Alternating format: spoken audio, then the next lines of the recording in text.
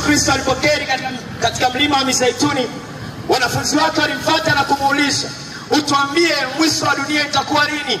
Na ni mwanzo gani ambao tutafahamu kuwa mwisho wa dunia umeanza? Akawaambia, msitishe na msiogope, kwa maana wengi watakuja kwa jina langu wakisema mimi ndiye, na hao siye muwakatae, mjichunge.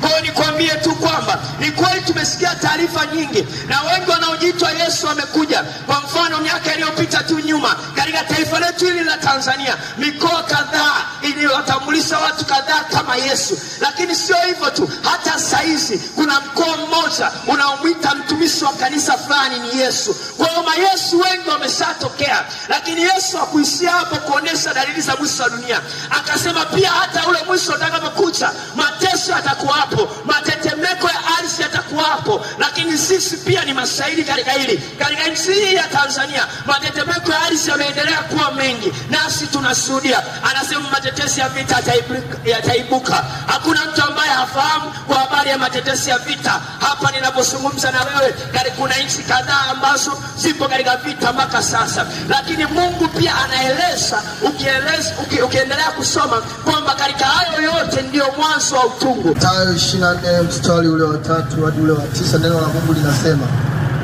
hata alipokuwa ameketi katika mlima wa Mizeituni, wanafunzi wake wakamwendea kwa faraga wakisema, tuambie mambo hayo yatakuwa lini? Nayo ni lini dalili ya kuja kwako na ya mwisho wa dunia? Yesu akajibu akawaambia, angalieni mtu asiwadanganye. Waambie, angalieni mtu asiwadanganye, kwa sababu wengi watakuja kwa jina langu wakisema mimi ni Kristo, nao watadanganya wengi. Nanyi mtasikia habari za vita na mateso na vita. Angalieni msitishe, maana hayo hayana budi kutukia, lakini ule mwisho bado. Kwa maana taifa linaloondoka kupigana na taifa, na ufalme kupigana na ufalme. Utakuwa na njaa na mateso, tetemeko ya nchi mahali mahali. Hayo yote ndiyo mwanzo wa utungu.